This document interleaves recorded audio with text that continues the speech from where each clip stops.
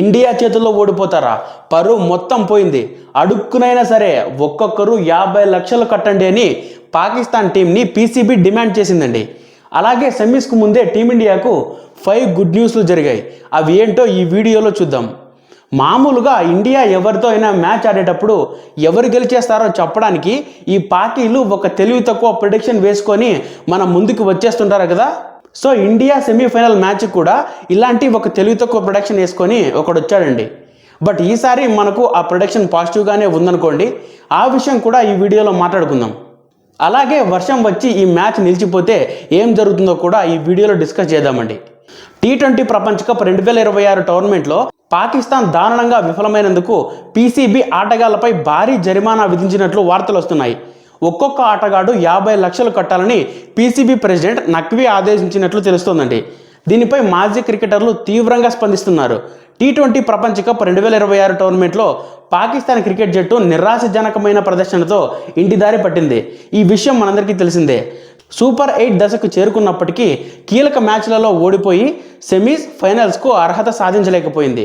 ఈ దారుణ వైఫల్యం తర్వాత పాకిస్తాన్ క్రికెట్ బోర్డు ఆటగాళ్లపై కఠిన చర్యలకు ఉపక్రమించినట్లు నివేదికలు వస్తున్నాయండి. ప్రాథమిక సమాచారం ప్రకారం పీసీబీ గ్రూప్ దశలో భారత్ చేతిలో ఓడిపోయినందుకు గాను ప్రతి ఆటగానికి 50 లక్షల పాకిస్తాన్ రూపాయలు, అంటే మన భారత కరెన్సీలో సుమారుగా 16 లక్షల రూపాయలు భారీ జరిమానా విధించింది. ఈ జరిమానాను చెల్లించడంలో విఫలమైతే జట్టు నుంచి తొలగిస్తామని కూడా వార్నింగ్ ఇచ్చారు.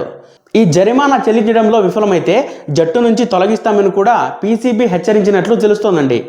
పీసీబీ చైర్మన్ మెహసిన్ నఖ్వీ ఆ ఆదేశాలు జారీ చేసినట్లు వార్తలు వస్తున్నాయి.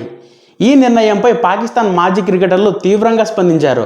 మెహసిన్ నఖ్వీ తీరుపై ప్రశ్నిస్తూ ఆటగాళ్లు 50 లక్షలు కట్టడం ఎక్కడైనా ఉందా? పీసీబీ చైర్మన్ మెహసిన్ నఖ్వీ బుర్ర ఏమైనా పనిచేస్తుందా అని మండిపడ్డారండి. కొత్త రూల్స్ అన్ని తీసుకొని వచ్చి పాకిస్తాన్ క్రికెట్ వ్యవస్థను నాశనం చేస్తున్నాడని ఆరోపించారు.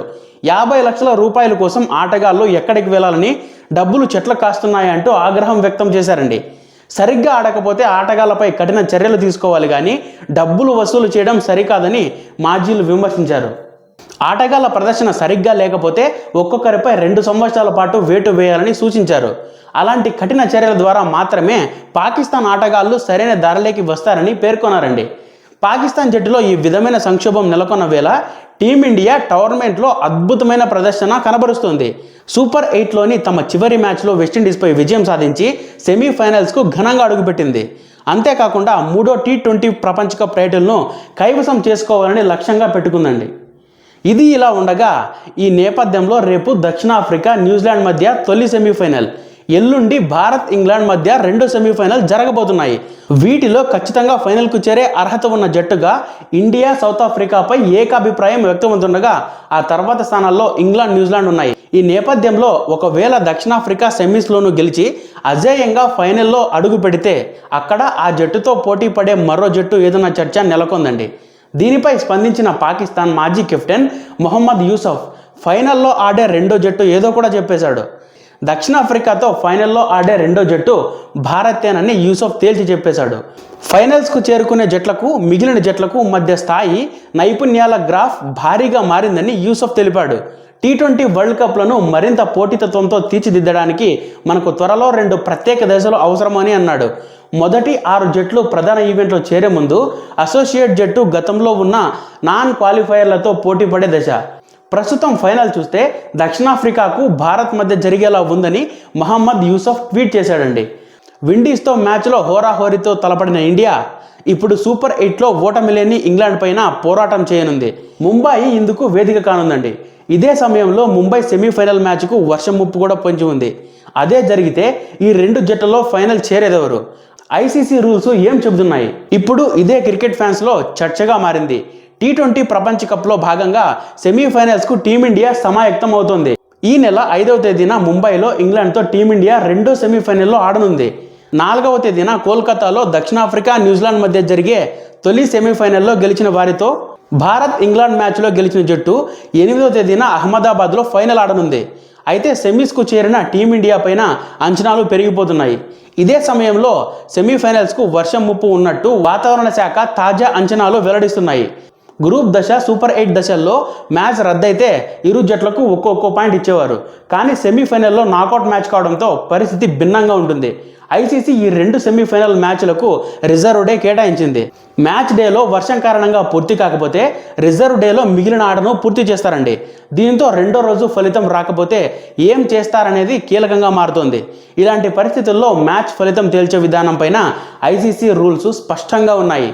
ఐసీసీ రూల్స్ ప్రకారం నాకౌట్ దశలో మ్యాచ్ ఫలితం రాకపోతే సూపర్ 8 దశలో అన్ని మ్యాచ్లు పూర్తయిన తర్వాత సెమీస్లో పోటీ పడిన 2 జట్లతో మెరుగైన పొజిషన్లో ఉన్న జట్టే ఫైనల్కు అర్హత సాధిస్తుంది. సూపర్ 8లోని గ్రూప్ 2లో ఇంగ్లాండ్ అగ్రస్థానంలో నిలిచింది. గ్రూప్ 1 నుంచి భారత్ 2వ స్థానంలో సెమీఫైనల్కు చేరింది. దీంతో వర్షం కారణంగా రిజర్వ్ డే సైతం మ్యాచ్ జరిగే అవకాశం లేకపోతే భారత్ ఇంగ్లాండ్ సెమీఫైనల్ పూర్తిగా రద్దయితే ఇంగ్లాండ్ ఫైనల్కి చేరుతుందండి. భారత్ మ్యాచ్ ఆడకుండానే టోర్నీ నుంచి నిష్క్రమించాల్సి వస్తుంది. దీంతో వర్షం పడకూడదని టీమిండియా ఫ్యాన్స్ కోరుకుంటున్నారు. ఈ కీలక మ్యాచ్కు ముందు టీమిండియాకు 5 గుడ్ న్యూస్లు ఉన్నాయండి. మొదటిది ఏంటంటే స్వదేశంలో T20 ప్రపంచ కప్ గెలవని రికార్డును బద్దలు కొట్టడానికి, అలాగే వరుసగా 2 టైటిల్స్ సాధించడానికి టీమిండియా 2 అడుగుల దూరంలో ఉంది. ఫైనల్కు చేరి గెలిస్తే ఈ అరుదైన ఘనతను సాధించిన జట్టుగా టీమిండియా నిలుస్తుందండి. రెండోది, కొంతకాలంగా ఫామ్ కోల్పోయి ఇబ్బంది పడిన సంజు శాంసన్ వెస్టిండీస్పై 97 పరుగులు చేసి కీలక సమయంలో ఫామ్ అందుకున్నాడు. ఈ విషయం మన జట్టుకు ఎంతో గొప్ప శుభపరిణామం. మూడవది, బ్యాటింగ్ ఆర్డర్లో తిలక్ వర్మ 5వ స్థానంలో వచ్చి అద్భుతంగా రాణిస్తున్నాడు. గతంలో 3వ స్థానంలో ఆడిన తిలక్ 5వ స్థానంలో రావడంతో జట్టుకు బాగా కలిసి వచ్చింది. జింబాబ్వేతో మ్యాచ్లో పవర్ హిట్టింగ్తో పాటు 44 పరుగులు చేయగా వెస్టిండీస్పై కీలక మ్యాచ్లో స్కోర్ బోర్డు నెమ్మదిగా ఉన్న సమయంలో క్రీజ్లోకి వచ్చి ఒక్కసారిగా పరుగుల వేగం పెంచాడండి. మధ్య ఓవర్లలో టీమిండియాకు ఇది అద్భుతంగా సెట్ అయింది. నాలుగవది, వాంకడే స్టేడియంలో ఇంగ్లాండ్పై గతంలో టీమిండియాకి భారీ విజయాన్ని నమోదు చేసింది. ఇక 5వ విషయం ఏంటంటారా? అది ఏంటో మీరే ఊహించి కమెంట్ బాక్స్లో కమెంట్ చేయండి. ఫ్రెండ్స్, ఈ వీడియో మన ఛానల్లో చేసిన మొదటి వీడియో కంటెంట్ఫుల్గా అనిపిస్తే లైక్ చేసి కమెంట్ చేయండి. ఇంకా ఎవరైనా మన ఛానల్ని సబ్స్క్రైబ్ చేసుకోకపోతే సబ్స్క్రైబ్ చేసుకొని బెల్ ఐకాన్ ఆన్లో పెట్టుకోండి. Love you all.